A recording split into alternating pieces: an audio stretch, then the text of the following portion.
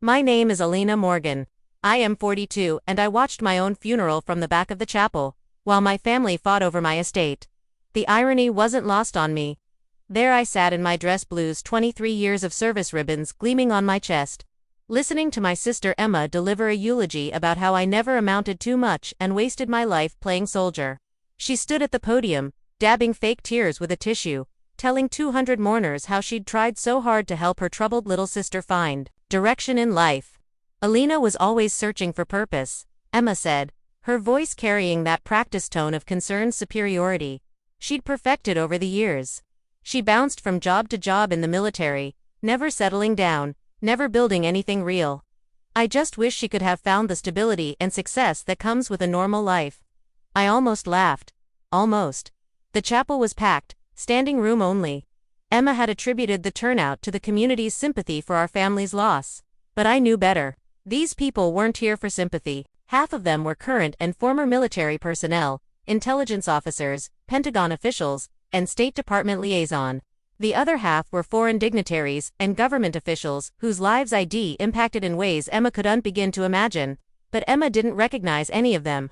To her, they were just faces filling seats, validating her narrative that even in death, I'd managed to inconvenience everyone by requiring such a large venue. The whole charade had started 6 months earlier when my unit went dark during a classified operation in Eastern Europe. Officially, we were presumed dead. Our families were notified, death certificates were processed, and memorial services were planned.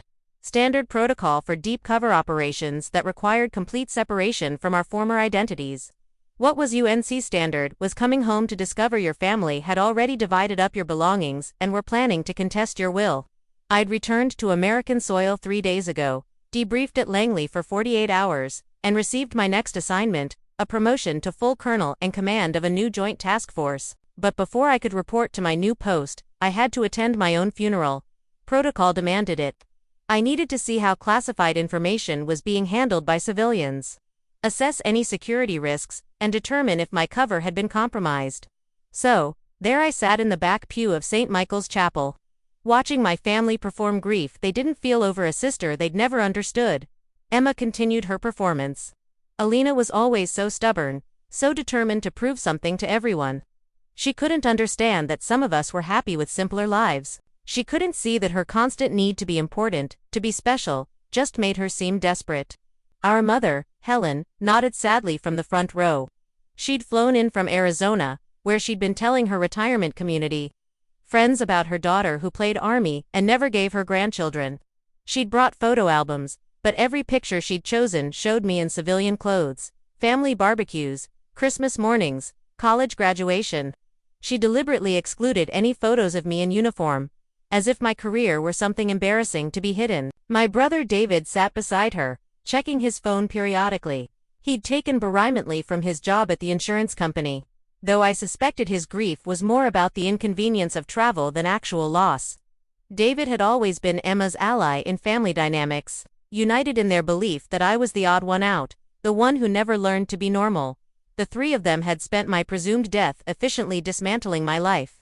They'd cleaned out my apartment, donated my books, sold my furniture, and threw away what they deemed military junk. Those items included combinations, photos with foreign ministers, and letters of appreciation from refugee families I'd helped evacuate. Emma had kept only what she considered valuable, my grandmother's jewelry, which had been left to me specifically. They'd also attempted to access my bank accounts and investment portfolios, only to discover they were blocked by federal privacy laws. Emma had hired a lawyer to challenge this, arguing that as next of kin, she had a right to know about my mysterious finances. She'd spent weeks creating a narrative about how I'd probably gotten involved in something shady overseas, how she needed to protect the family name from whatever trouble I'd gotten myself into. The truth was simpler and more complicated than she could imagine. I'd spent the last 23 years building a career that spanned multiple agencies and classified programs.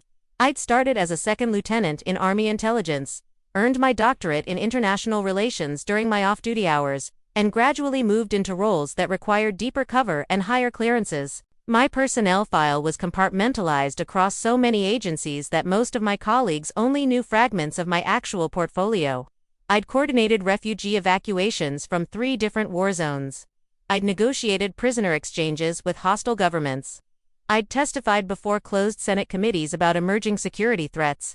I'd trained foreign intelligence officers and lectured at the War College. My work had contributed to peace treaties, prevented international incidents, and saved lives in ways that would never be publicly acknowledged. But to my family, I was just Alina, their aimless little sister who'd never figured out how to be normal.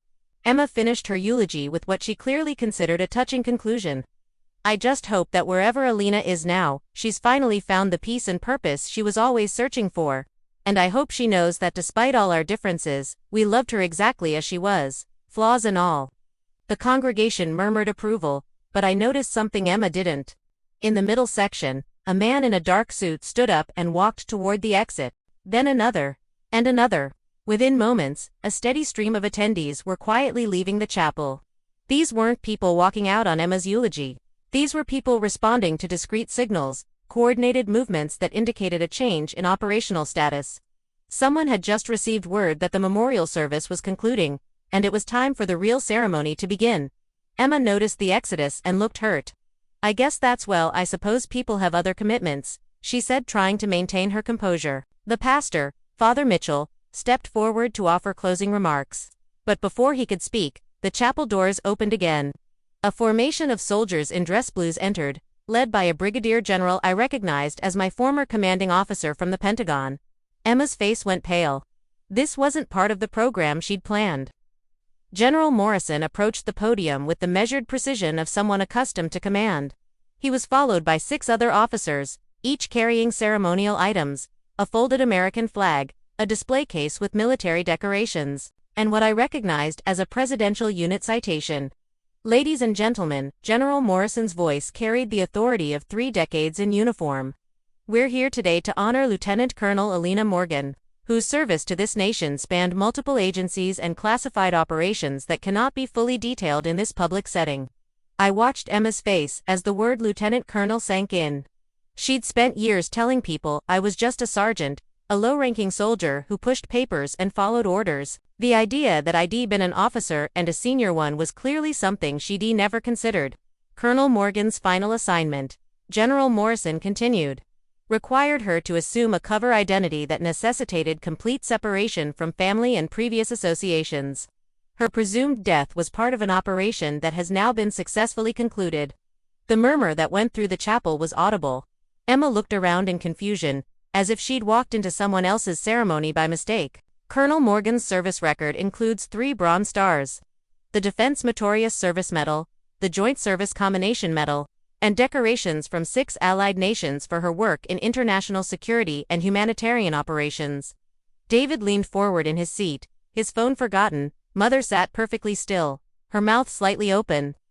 General Morrison gestured toward the back of the chapel. Colonel Morgan requested permission to attend this service in honor of the family that raised her, and to personally receive her next assignment. Every head in the chapel turned toward the back pews. I stood up slowly, my dress blue uniform, crisp and perfectly fitted. 23 years of ribbons and decorations displayed across my chest. The silence was complete. I walked down the center aisle with the measured pace of someone who'd done this hundreds of times before in ceremonies far more dangerous and far more important than this one. My family stared as if they were seeing a ghost, which in a way they were. When I reached the front of the chapel, General Morrison extended his hand. Colonel Morgan, congratulations on the successful completion of Operation Silent Guardian. You are hereby promoted to the rank of full colonel and assigned command of the Joint International Security Task Force. He handed me a folder containing orders that carried classifications my family didn't have clearance to understand. The same sister who'd been dividing up my belongings and planning to contest my will was now staring up at me with an expression I'd never seen before, complete bewilderment, mixed with something that might have been respect. Thank you, General, I replied, my voice steady and professional. I'm honored to serve. The ceremony that followed was brief but formal. The flag was presented, the citations were read, and photographs were taken with officials whose names would mean nothing to Emma, but whose handshakes represented years of professional relationship she'd never known existed. When the military portion concluded, the chapel began to empty again. The dignitaries, the foreign officers, the Pentagon officials, they all filed out with the same quiet efficiency they'd shown arriving. They had other commitments, other ceremonies, other classified obligations that didn't require explanation to civilian families. Soon, only my immediate family remained in the front pews, along with a few family friends who looked as stunned as Emma, David, and Mother. I approached them slowly, my heels clicking on the marble floor of the chapel. "Hello, Emma," I said quietly. "Thank you for the lovely eulogy." She opened her mouth, but no words came out. For the first time in our adult lives, my sister was speechless. Conell Mother's voice was barely a whisper. "Alina, I don't understand what just happened. Who were all those people?" I sat down in the pew beside her, my uniform making soft rustling sounds as I moved. "Those were my colleagues, Mother, people I've worked with for the past 23 years. But you never told us," David began. "I couldn't tell you," I interrupted gently. "Most of my work required security clearances that prohibited discussing details with family members. I know that was difficult to understand." Emma finally found her voice. "But we thought, you never seemed to. We didn't know you were important." The word hung in the air between us, important. As if importance were something visible, something that announced itself at family gatherings and holiday dinners. "I was never trying to seem important, Emma. I was trying to do work that mattered. But why didn't you tell us about the promotions, the medals? We could have been proud of you." I looked at her carefully, remembering 23 years of phone calls where she de-interrupted my attempts to share good news with complaints about her own life. Conversations where she dismissed my deployment stories as Alina trying to sound interesting again. Family gatherings where she'd introduced me to her friends as my sister who's still playing soldier. "I tried to tell you," I said simply. "You weren't interested in listening." The silence stretched uncomfortably.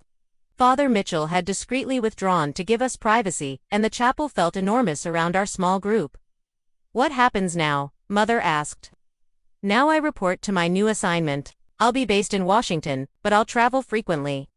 The work is still classified, but I can tell you it involves coordinating security efforts with allied nations." Emma was staring at my uniform as if she were seeing it clearly for the first time. "Alina, I'm sorry. I had no idea you were we didn't know you had achieved so much." "I know. Can you forgive us for not understanding for what we said about you?" I considered the question carefully. 23 years of feeling like an outsider in my own family. 2 decades of having my career dismissed as a phase.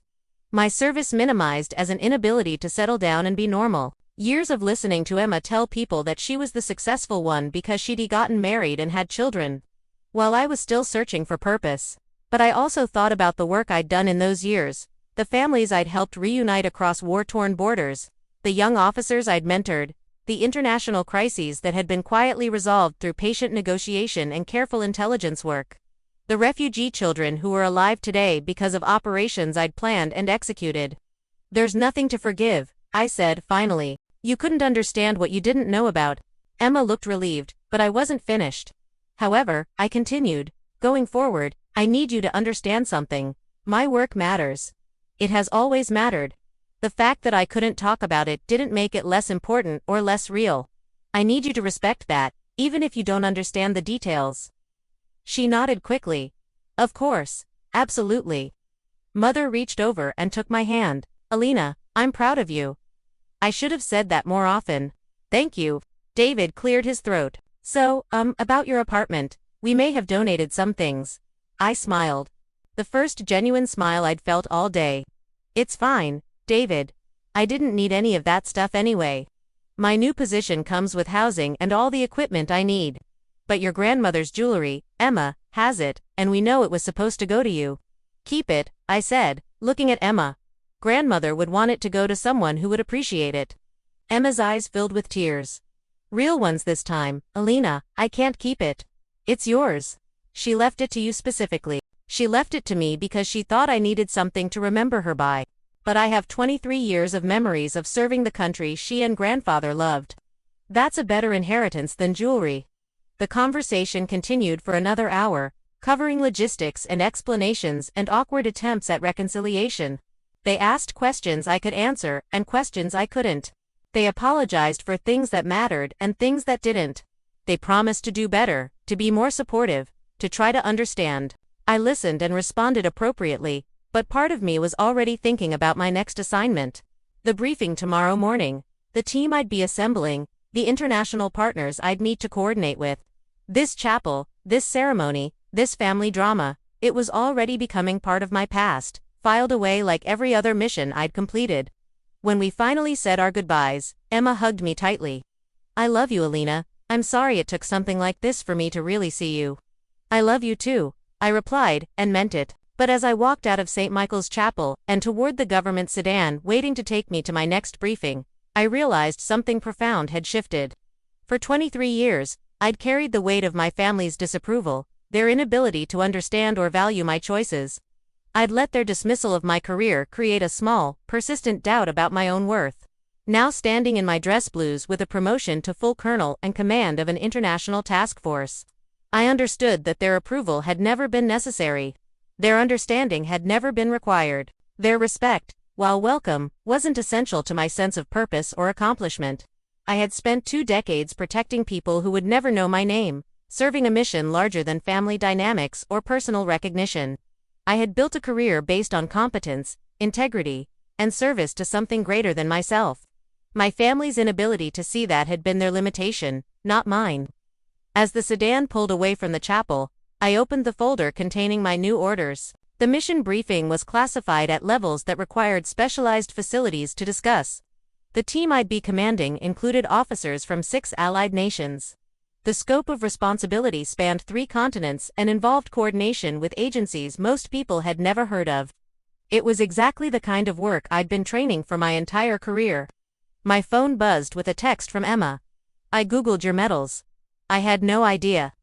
I'm so proud to be your sister." I smiled and put the phone away without responding. There would be time for family later after I desettled into the new position and determined what information I could safely share with civilians. For now, I had work to do, important work that mattered in ways Emma was just beginning to understand. The sedan turned toward Pentagon City and I opened my laptop to review the initial briefing materials for tomorrow's meeting. Colonel Alina Morgan reporting for duty as I had every day for the past 23 years.